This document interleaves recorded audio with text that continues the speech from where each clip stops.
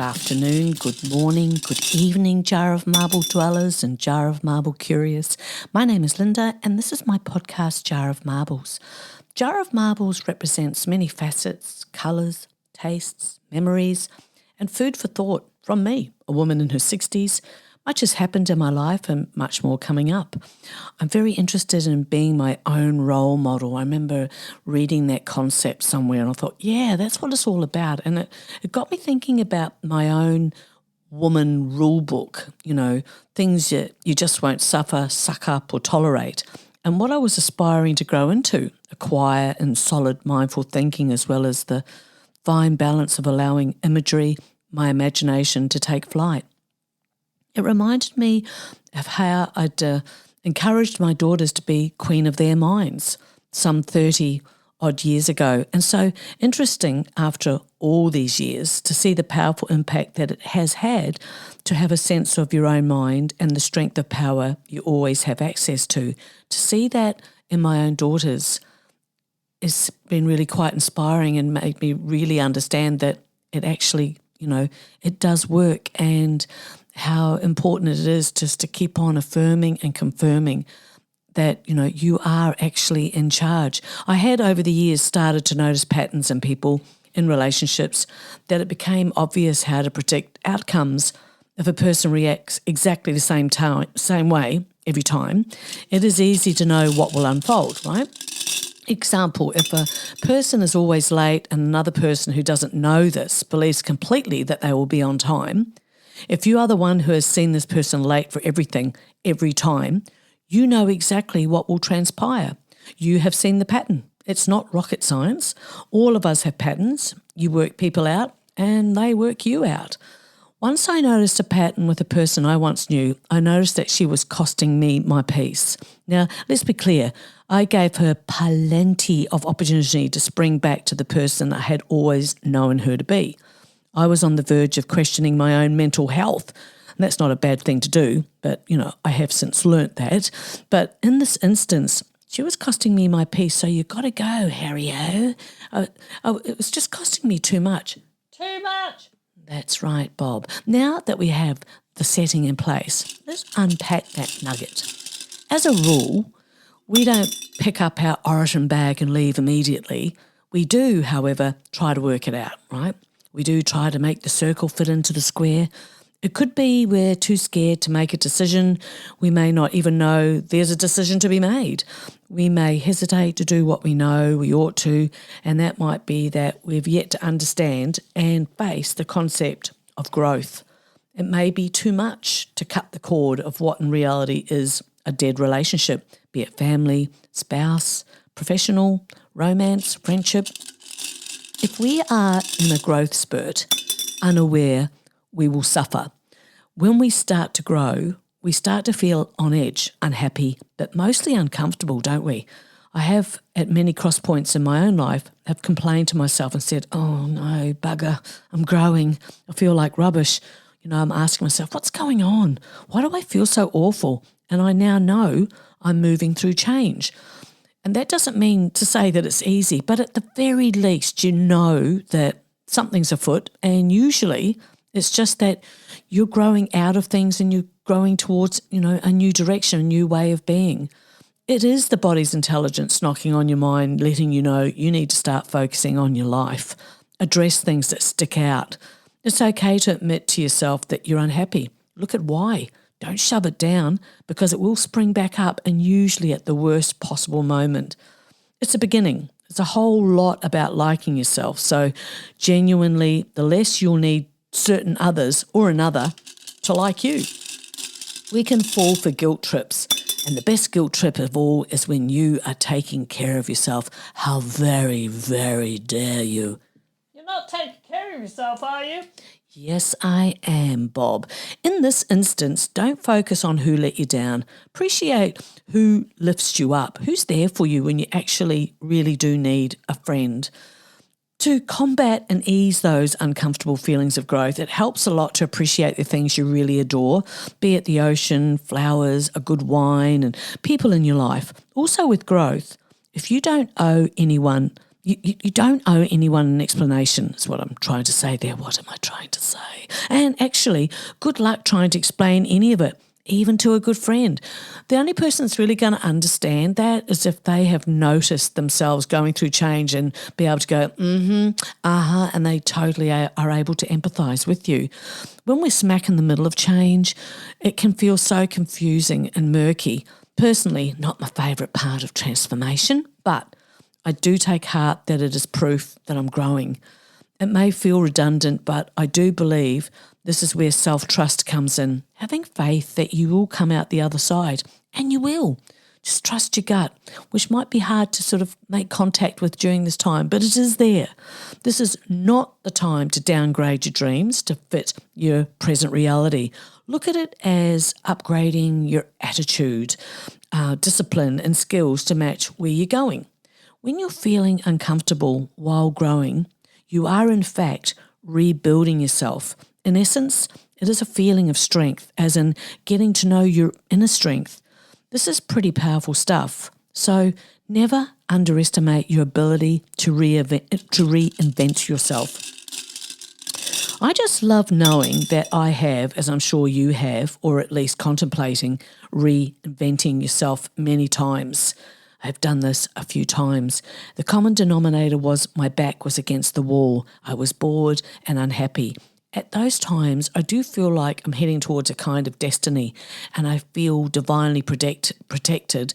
There is just no other way of putting it. I choose to believe that and it resonates well inside me.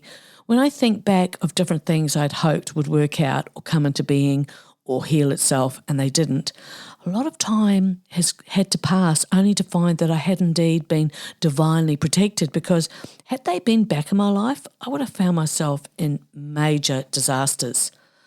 Queen of Your Mind was born around 30 years ago. My second eldest daughter had been having really bad dreams, and it was so distressing for her and for myself to see my little girl, so upset.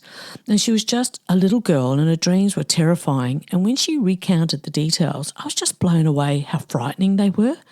They were beyond anything I had ever heard of, and especially from a little girl. I had to enter into her world and we were going to make sure she felt as safe as possible. Her dreams, however, were out of my jurisdiction and I felt helpless to protect her in her dream world. So I painted a symbol, we called it a magic pentacle. It was like a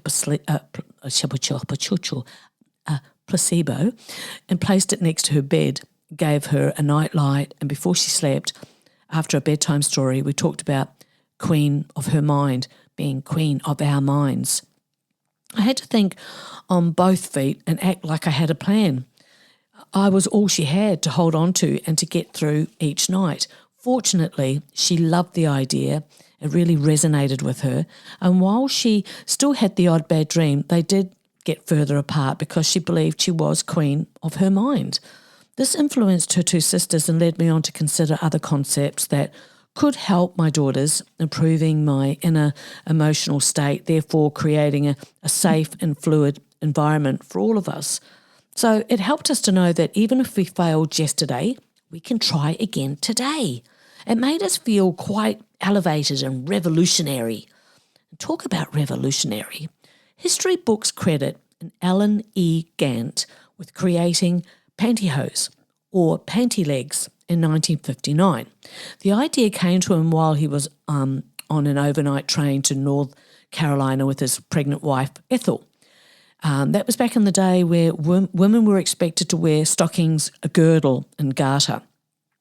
So he invented these panty legs so this wife would be more comfortable, because imagine being really heavily pregnant and still having to put on, all this gear so that you're, accepted in society. So tights are now a winter fashion must-have, but once they were a revolutionary style statement. Apparently what he did was he asked her to put on a pair of underwear and stockings, and then he sewed them to the underwear and then obviously, got them, to a place where they would, be like proper tights, and did that for his wife, and then they became a thing. I thought that was very cool, very revolutionary. I can't speak today. I don't know. I've got my words. I've got no words. I've got proper words, but I did think that was quite revolutionary. But anyway, being queen of your mind is an ongoing, unlearning adventure. A series of adventures, if you will. Much like a decent Netflix series, we are never happy with an episode or two, are we? We want seasons. We want to see the development of characters. And we humans, we are the same. I love being actively involved in the development of me and witness to the development of myself, of my children, who are now adult women, and now with grandchildren, that all these concepts will be of value to them as well. There are many things to unlearn, and that's perfectly as it should be. You cannot help anyone else truly if you're not looking out for you. Is putting yourself last a thing? Well, so many of us, it has been and is, but there is a way out. And then, interestingly, notice how others treat us as an afterthought and then act like they're doing us a favour by texting back. Did you see what I did there? Let them text you for a change. Soon you'll see, as if you don't know, who's keeping the friendship going. Are you a fire whisperer, keeping the embers hot and bursting? Is it one-sided? But when you are in touch, finally, they're so nice that you instantly forgive them and you make excuses for their tardy behaviour. Tardy behaviour? Yeah, just terrible behaviour, Bob. You may have also accepted that you are no longer in the loop with what's going on in this tardy friendship, this horrible relationship that you're maintaining, and may not be asking freely anymore for fear of finding out that the friendship is rotten from the core. You really do have to recognise the behaviour, and you have to have a gutful to pull the plug, right? As we grow, we get more proof. Things that never bothered you before start being hard to look at and are just of no interest to you. The question then is, why are you holding on to someone who will forget you as soon as you leave the room? Being 60 and looking at 61 right in the eyes means that I have had to walk away more than once. I never wanted to, but in the end, I had to. And once I did, I cannot express how lighter I felt and free. And what I know is entirely built on my experiences. I have great friends, I have lost people, and people have lost me. Some had their own past that they had to follow, be it right or otherwise. I wish them well, and that's all. That feels better in my heart. All of this was not immediate. I'm no saint, and over time, keeping in mind that I am queen of my mind, the less surprised or taken by surprise I am. Get honest and stay honest to yourself. You'll be waiting a long time, if ever, for someone who's treating you repeatedly badly to get honest. So, invest in you. But I was not, will not, am not waiting on anyone to decide my personal happiness. People with no experience of being married have attempted to give me advice about being married. God, you just gotta love people, don't you? And people who have never had kids have tried to advise me on child rearing. I know. Yes, it's like men dictating terms and conditions on the autonomy of women's bodies. Who knew? Is that even a thing? Don't get me started. Anyway, I can feel my eyes glaze over, and I will just try not to snore. So I noticed I was the only one reaching out, and then I stopped. A social experiment, if you will, and you'll never guess what? All communication stopped, and with it, my anxiety, my sleeplessness, and my boredom. Some people could hire themselves out to be laxatives. No, truly they could. Or put others to sleep, I swear. Oh, that's funny. I thought so, Bob. Funny, but kind of true. So because it is the 21st century, then came the blocking. I blocked them, their entire family.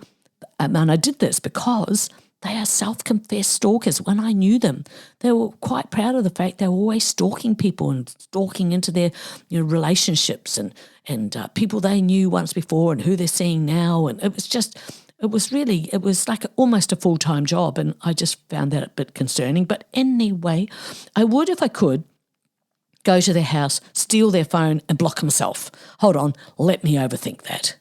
But seriously, keeping the damn peace has its limits, and I have reached mine. Because you've got to ask yourself, who the hell is benefiting from you keeping the peace?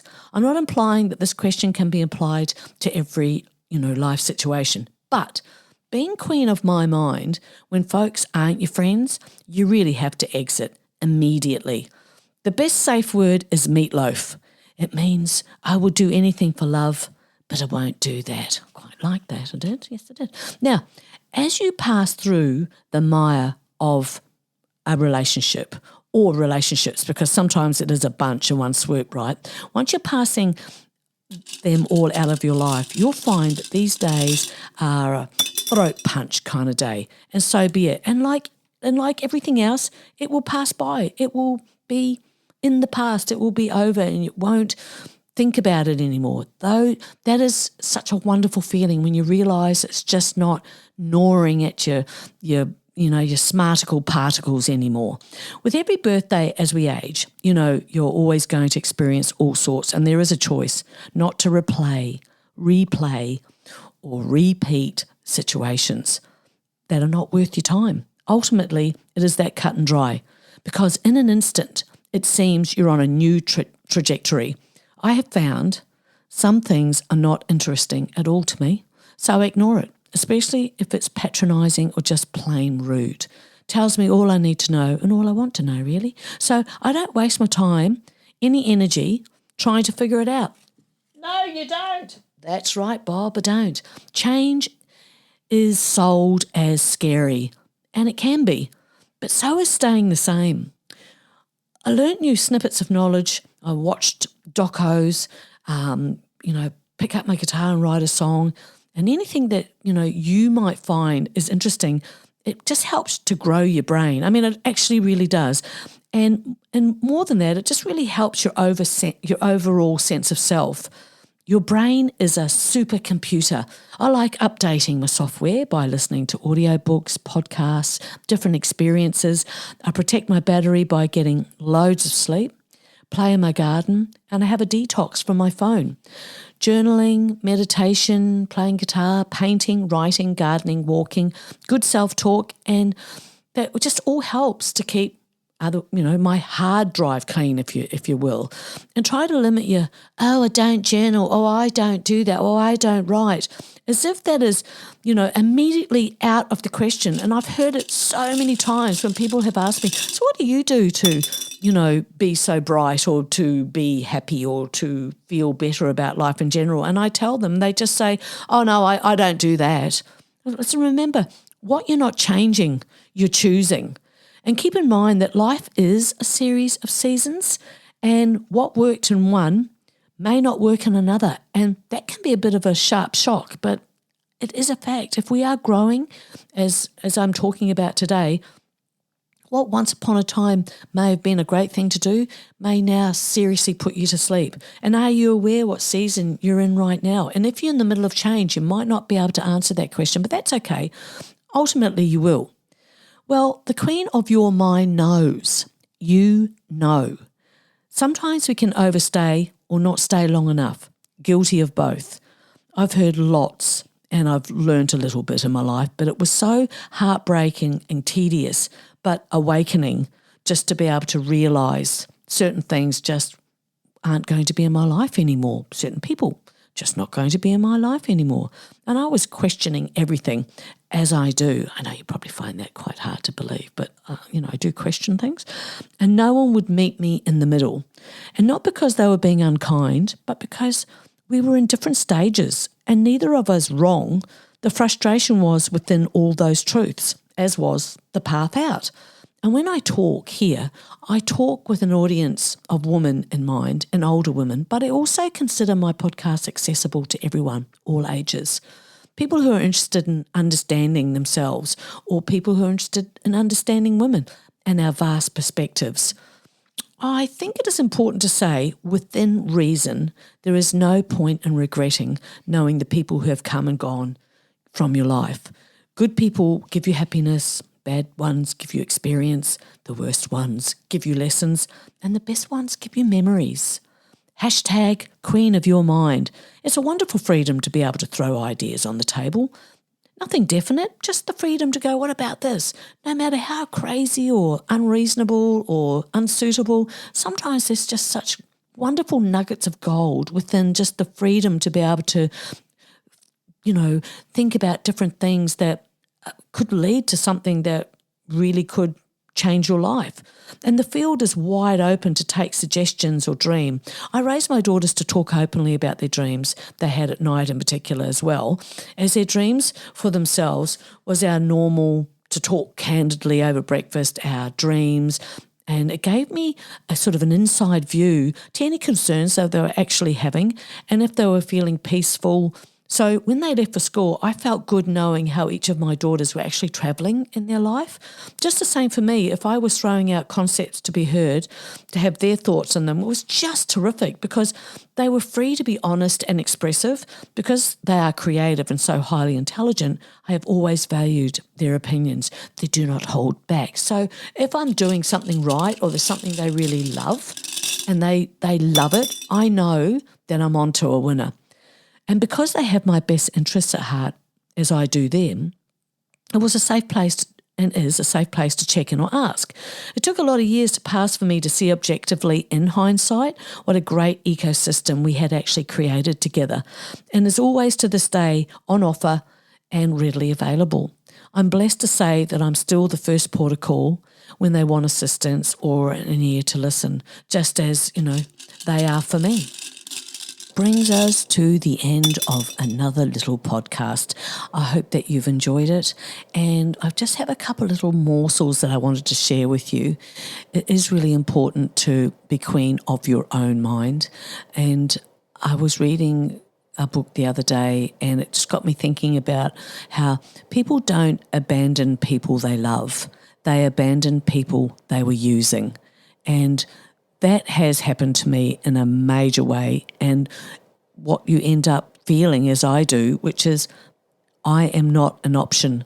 And people's their indecision to come clean, their indecision to do the right thing, or in other words, just be decent, their indecision was a decision. And I think it's absolutely important to just look after yourself. Just keep moving forward with yourself, and just be really particular, incredibly selective who you're going to travel this life with. Anyway, off I go again on one of my little tangents. It's been lovely that you were able to pop by. I hope that, this podcast was enjoyable, and I hope that it's helped you in some way or inspired you. I always go for the inspiration. I really hope that is what happened. I know one of my daughters said the other day that she listened to one of my podcasts and she suddenly got so inspired she went up and cleaned her fridge. Look, why not, I say. So anyway, I've got to go. Thank you again for popping by. Say good day to the family and the cat for me, and I'll see you next time. Okay, bye.